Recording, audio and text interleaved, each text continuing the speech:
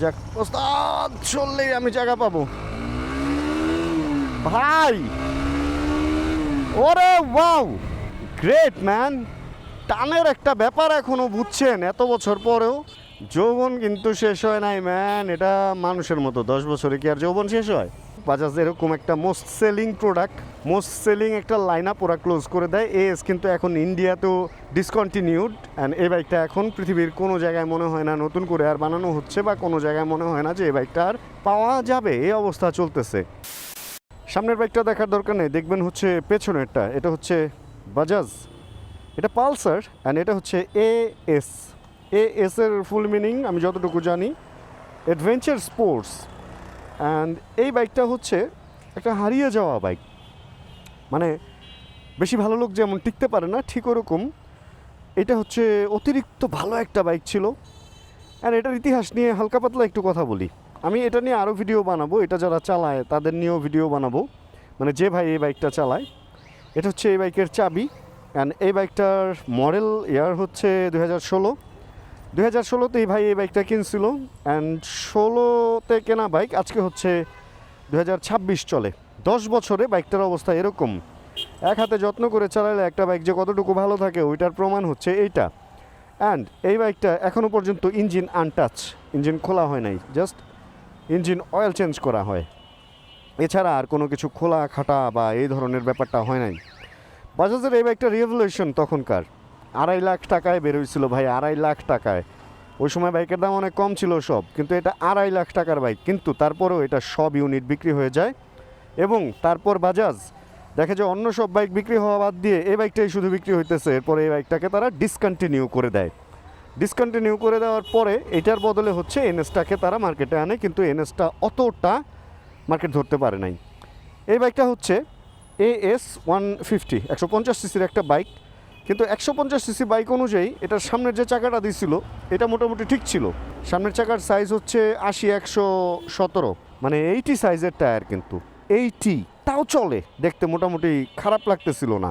And সামনে disc brake ছিল, hydraulic disc brake যেটা। অ্যান্ড পেছনের চাকাটা আরও একটু অদ্ভুত ভাই, পুরাটাই অদ্ভুত। এটা সম্ভবত 110 টায়ার, অ্যান্ড চিন্তা করা যায় MTF এর একটা টায়ার। অ্যান্ড টায়ার সাইজ 110/80/17, অনেক চিকন একটা টায়ার, অনেক চিকন। বাজাজের এটাই একটা প্রবলেম ছিল, ওনারা অনেক চিকন টায়ার দিয়ে বাইক আনতো। একদম এই প্রথাটা ওনাদের রয়ে গেছে হচ্ছে আমাদের যেই N250 N160 এই পর্যন্ত। F250-তে গিয়ে হচ্ছে ওরা টায়ারটাকে মোটা করে, এর আগ পর্যন্ত টায়ারের অবস্থা ছিল এরকম চিকন। যাই হোক, ওদের কিছু আধুনিক ব্যাপার ছিল, যেমন এইখানে গ্যাস সহ হচ্ছে শক অ্যাবজর্ভার ওরা আনছিল ফার্স্ট, সেটা মনোশক বলেন বা ডুয়েল সাইড সাসপেনশন বলেন। তখন DTSI যে টেকনোলজিটা, এই টেকনোলজিটা ছিল এই বাইকের মধ্যে। একটা আধুনিকতার ছোঁয়া যেমন ছিল, চাকার দিকে আবার তেমনই হচ্ছে চিকন চাকন করে একটু পোলিও রোগীর মতো করে ফেলছিল ভাই। সত্যি কথা, দেখেন এত বড় এত মাস্কুলার শেপের একটা বাইক, আর পেছনের দিক থেকে যদি দেখেন চাকার অবস্থা খুবই খারাপ। সেই সময়ের সিরিয়াল চিন্তা করা যায়, ঢাকা মেট্রো ল 2670-76, মানে অনেক আগের সিরিয়ালের একটা বাইক হলো এটা। দেখেন তখনকার সময়ের ফুটপ্যাক এখনও এরকমই করে ওরা, রাবার সহ, রাবার ক্ষয় হয়ে গেছে। অ্যান্ড তখনও পেছনে তারা এই ধরনের ফুটপ্যাক দিত। এই ফুটপ্যাকগুলো কিন্তু চেঞ্জ হয় নাই, সেই এই আমল থেকে শুরু করে এখনকার যে আমল চলতেছে এখন N সিরিজ F সিরিজ, এই সেম ফুটপ্যাকটাই এখনও পর্যন্ত কিন্তু ইউজ হইতেছে। অ্যান্ড তখনও পর্যন্ত তারা সারি গার্ডেন এই জিনিসগুলো দিত। 10 বছর আগে এই ব্যাপারগুলো ছিল, অ্যান্ড 10 বছরের শেপে খুব একটা চেঞ্জ আসে নাই। গ্র্যাব রিল ছিল, এরপর হ্যান্ডেলের মধ্যে ক্লিপ অন ছিল, অ্যান্ড 3 পার্টের একটা মিটার ছিল, মাঝখানে হচ্ছে এটা RPM এর ম্যানুয়াল কাটা, অ্যান্ড এই পাশে একটু ডিজিটাল, মাঝখানে একটু ডিজিটাল, ওই পাশে একটু আরেকটু জিনিস। আজানটা শেষ হলে আবার আসতেছি। Okay, let's get back to the ওই আগের পয়েন্ট। বাইকটার সামনে থেকে যদি আমরা দেখি, চাকাটা একটু চিকন, অ্যান্ড এখানে একটা প্রজেকশন আছে নিচে, অ্যান্ড এখানে আরেকটা লাইট আছে, অ্যান্ড এখানে দুইটা DRL টাইপেরও লাইট আছে। এখন কোনটার কাজ কি জানি না। আমি বাইকটায় যখন উঠছিলাম তখন দেখছি যে এই বাইকটার আলো হচ্ছে আমাদের এখনকার যে LED, ওই প্রজেকশন LEDর মতো না, হলুদ টাইপের আলো। এখন এটা কিভাবে কি হয় আমি জানি না, আমার এটার জন্য একটু লাইট জ্বালায় দেখতে হবে, ওটা আমরা দেখবো। তার আগে আমরা একটু ট্যাঙ্কের অবস্থা দেখি যে 10 বছর আগের ট্যাঙ্ক কীরকম ছিল। দেখেন এখানে একটু গাছ জমছে, বাট যদি আমরা ভেতরে ঢুকি মরিচা বা এই ধরনের ব্যাপারগুলো আছে কি না এটা একটু দেখতে হবে। দেখেন এত আগের ট্যাঙ্ক, অথচ মরিচা কিন্তু ওইভাবে নাই, একদম ফ্রেশই আছে বলতে গেলে। এগুলা মাঝখানে এগুলা জমছে, এগুলা কোনো বড় ইস্যু না। মেইন ট্যাঙ্কে কোনো মরিচা বা কোনো কিছু নাই। ওই যে বলে না যে আগের জিনিসই ভালো ছিল, ব্যাপারটা মনে হয় ওরকমই ভাই, আগের জিনিসই ভালো ছিল। চাবিটা জিক্সারের মতো, চাবিটা মনে হয় কেটে বানাইছে কিনা, এটা অরিজিনাল চাবি মনে হচ্ছে না আমার কাছে। বাজাজের ওই লোগো টোগো দেওয়া নাই। হেডলাইটের সুইচ তো ছিল, হ্যাঁ। পাওয়ার অন করলে কি জ্বলে? পাওয়ার অন করলে সামনে কোনো কিছু জ্বলতেছে না। আর যদি আমি হেডলাইট দেই, দুইটা পার্টে জ্বলে। একটা প্রথম পার্ট দিলে কিছু কি জ্বলতেছে না, কিছু জ্বলতেছে না। অ্যান্ড তারপরের পার্টটা যদি দেই, তাহলে এই যে এটা হলুদ লাইট, এটা জ্বলে নাই। হাই বিম যদি দেই, ও হাই বিম তো স্টার্ট দিতে হবে মনে হয়। আগের টেকনোলজিগুলো একটু ডিফারেন্ট টাইপের ছিল। নিউট্রাল গিয়ার কি দেখা যেত? গিয়ার তো দেখা যেতেছে না, কিন্তু নিউট্রাল লাইট আছে। বিসমিল্লাহির রহমানির রহিম। কার্বোরেটর বাইক অবশ্যই। আচ্ছা, হাই বিম, হাই বিম। ও নিচের প্রজেকশনটায় মনে হয় কোনো ঝামেলা আছে, জাস্ট এই লাইটটা জ্বলতেছে হয়তো বা, এরকম কিছু একটা হবে। 10 বছর আগের বাইক ভাই, কিছু জিনিস এদিক সেদিক তো হবেই। অ্যান্ড ভাই কতটা শৌখিন বা কতটা ভালো মনের বা বাইক পছন্দ করে, এটা তার তেলের কাটা দেখলেই বোঝা যায়। তেল মোটামুটি ফুলের কাছাকাছি আছে। এখানে সাইড স্ট্যান্ড ইন্ডিকেটর ছিল ম্যান। সাইড স্ট্যান্ডটা তুলি, সাইড স্ট্যান্ড এই ওঠে ভাই, শেপটা একটু ডিফারেন্ট। এখনকার মতো অত কমফোর্টেবল না সাইড স্ট্যান্ডের শেপটা। তোলার পরে হ্যাঁ, সাইড স্ট্যান্ড চলে গেছে। ঘড়ির টাইম আছে, এখানে কিলোমিটার পার আওয়ার দেখা যায়, নিচে অডও দেখা যাচ্ছে। নিউট্রাল লাইট অ্যান্ড একটা বাজাজের লোগো আছে এখানে। মিটার কন্ট্রোলের জন্য দুইটা সুইচ আছে, এম অ্যান্ড এস। অ্যান্ড এটা তো আরপিএম। ও ওয়াও, আরপিএমও কাজ করতেছে। অ্যান্ড এখানে ফুয়েল গজ, আরপিএম লিমিট দেওয়া আছে। চাইলে আপনি ইকো মোড এখানে সেট করে নিতে পারবেন, যে কতটুকুর পরে লিমিট ক্রস করে, তখন হয়তো ওইখানে গিয়ে এটা জ্বলে নিভে আপনাকে ইশারা দিবে আর কি। হালকা একটু চালাবো বাইকটা। স্লিপার ক্লাস তো তখন ভুলেও ছিল না, অ্যান্ড এটাও স্লিপার ক্লাস না, বাট স্মুথ আছে। প্রায় 10 বছর আগের বাইক, চিন্তা করা যায়। অটোতে দেখাইতেছে 24,000 কিলো, বাট হয়তো বাইকটার একটু বেশি চলছে, কারণ এত আগের মিটার একটু এদিক সেদিক হইতেই পারে। এই এটার কি ছিল না, সাইলেন্সার পাইপ ছিল না, আন্ডারবেলি ছিল? কোন দিক দিয়ে বাইরে ধোয়া মোয়া? হ্যাঁ আন্ডারবেলি তো, কোনো সাইলেন্সার পাইপ নাই। বিসমিল্লাহির রহমানির রহিম। চিন্তা করা যায় এত আগের বাইক, অথচ এত সুন্দর ফাংশন করতেছে। আচ্ছা, লুকিং গ্লাস নেই, এই ব্যাপারটা আপনাদের মাথায় আসতেই পারে, লুকিং গ্লাস কেন নাই? লুকিং গ্লাসটা ভেঙে গেছিলো, এই জন্য উনি আর লাগায় নাই। তবে কেউ ভাইবেন না যে এখানে লুকিং গ্লাস ছিল। এই আমলে ওই পর্যন্ত লুকিং গ্লাস পৌঁছাইতে পারে নাই, কাছেই ছিল। অ্যান্ড কাছের ব্যাপারটা ছিল, এখানে একটা লুকিং গ্লাস ছিল, এখানে একটা ছিল, যেটা হচ্ছে এখন নাই। স্টার্ট বারে বারে বন্ধ হয়ে যেতেছে, কারণ হচ্ছে একটু পিক আপে রাখতে হয় এগুলা, অথবা আরপিএম বাড়ায় রাখতে হয়। অনেকক্ষণ ঠান্ডা ছিল, এই কারণে হচ্ছে আরপিএম কমে আছে। একটু চললে আরপিএম উঠে যাবে। আর ব্রেকটা অনেক বেশি টানতে হইতেছে। এগুলো ব্যাপার না, এগুলো বকেটের ব্যাপার, বাকেট থাকে একটা, ওইটার ব্যাপার। সেলফ স্টার্ট কাজ করতেছে প্রত্যেকবার, এটা আমার কাছে খুব ভালো লাগতেছে। অ্যান্ড হ্যাঁ, এই বাইকটার মধ্যে কিন্তু কিক স্টার্টও ছিল সেলফের সাথে সাথে। তখনকার সময়, খুব বেশি আগের কথা না, বাট আবার খুব একদম কাছের কথাও না। অ্যান্ড 10 বছর একটা বাইক টিকে থাকা, এটা কিন্তু মুখের কথা না। এই জিনিসটা শুধুমাত্র বাজাজেই দেখা যায় বাংলাদেশে, যে একটা বাইক কেউ 10 বছর ধরে চালাচ্ছে। নট অনলি এইটা, আমার এক বন্ধু মোস্তাক, ওর একটা বাইক এরকম 10 বছরের উপরে চালাইছে, সেটাও পালসার ছিল। অ্যান্ড এটাও একটা পালসার এএস। অ্যান্ড ভাই এত বছর ধরে চালাইতেছে। বাজাজের ফ্যানগুলা অদ্ভুত ভাই, বাজাজের ফ্যানগুলা অদ্ভুত। ওরা একটা বাইক অনেক দিন পর্যন্ত চালায়, এবং ভাই বাজাজ আমি জানি না কেন, অন্যান্য বাইক বিলীন হয়ে যায়, কিন্তু বাজাজের বাইকগুলা বিলীন হয় না, বাজাজের বাইকগুলা থেকে যায়। চিপা দিয়ে ঢুকবো? আরে ওস্তাদ তো এখানে দাঁড়ায় আছে। যাক, ওস্তাদ চললেই আমি জায়গা পাবো ভাই। ওরে ওয়াও, গ্রেট ম্যান। টানের একটা ব্যাপার এখনো বুঝছেন, এত বছর পরেও যৌবন কিন্তু শেষ হয় নাই ম্যান। এটা মানুষের মতো, 10 বছরে কি আর যৌবন শেষ হয়? ও বলতেছে আরো 10 বছর থাকি জোয়ান, তারপরে গিয়ে দেখা যাবে, ব্যাপারটা এরকম। বাট রাস্তাঘাটে অনেক জ্যাম, আর এখন এই অবস্থায় আমি খুব বেশি দূরেও যেতে ওই সময়টা আমার হাতে নাই। এই কারণে আমার এই অল্পের মধ্যেই হচ্ছে এটা রাইডিং এক্সপিরিয়েন্সটা নিতে হবে। এটা সামনে ডিস্ক ব্রেক অ্যান্ড পেছনে মনে হয় ড্রাম ব্রেকই তো দেখলাম, তাই না? হ্যাঁ, চাপ দিয়ে তো ড্রাম ব্রেকের মতোই লাগতেছে। বাট এই জিনিসটা আমার একটু ক্লিয়ার হইতে হবে। গিয়ার শিফটিংটা, ইন্ডিকেটরটা দেওয়া উচিত ছিল। কত গিয়ারে আছে এটা খেয়াল থাকে না। অনেক সময় কি হয় জানেন, যখন চালায় আসবেন তখন দেখা গেছে যে কোনো কারণে নিউট্রাল করতে হবে। যদি কত গিয়ারে আছে আপনি জানেন, তাহলে আপনি ইজিলি নিউট্রাল করতে পারবেন। আর তা না হলে ওই যে এক সাইডে মাইরা দেখতে হয়। হ্যাঁ, পেছনে ড্রাম ব্রেক ছিল।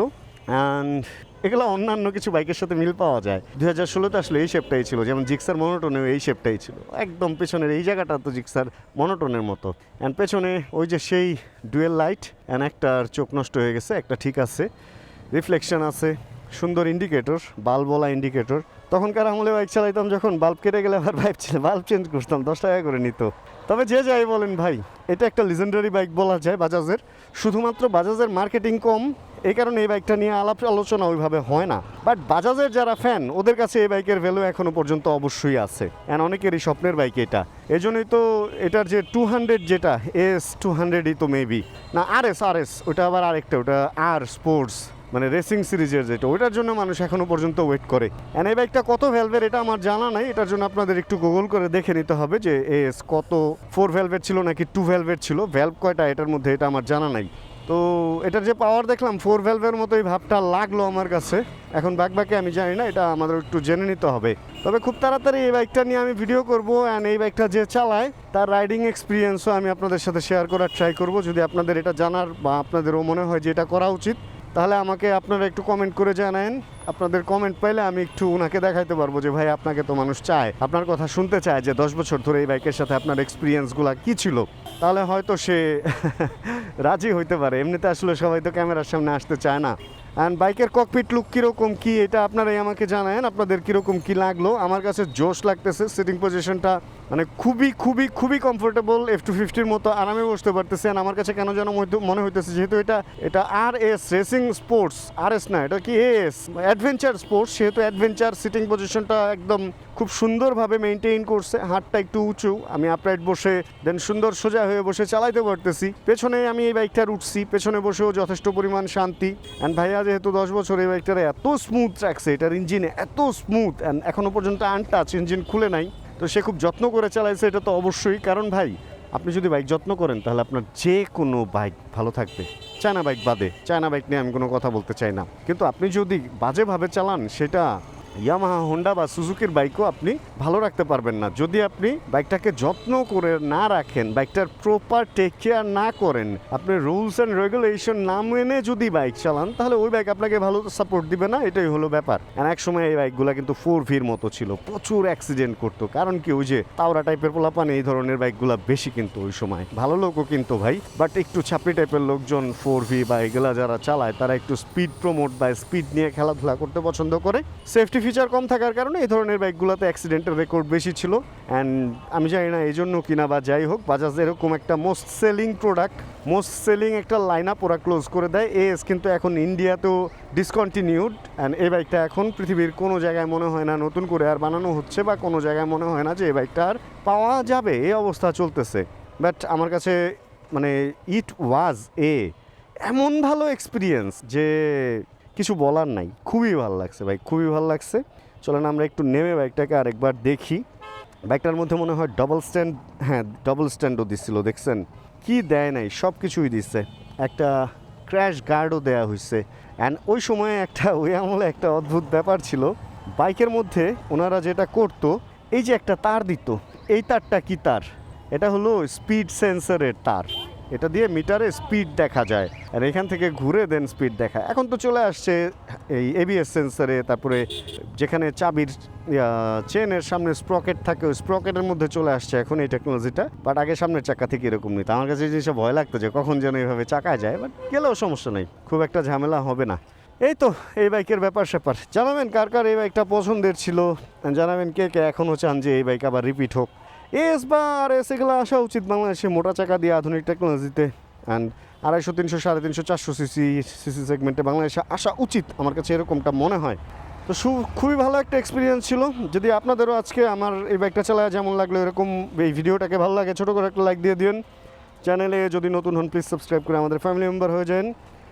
আর এটা সামনে ছিল একটু চিকন সাসপেনশন, পেছনে মনোশোক ছিল। আরে ভাই ওই টাইমে মনোশোক সাসপেনশন মানে অনেক কিছু। যাক, চ্যানেলে যদি নতুন হন প্লিজ সাবস্ক্রাইব করে আমাদের ফ্যামিলি মেম্বার হয়ে যান। জানাবেন কে কোন জায়গা থেকে ভিডিও দেখছেন।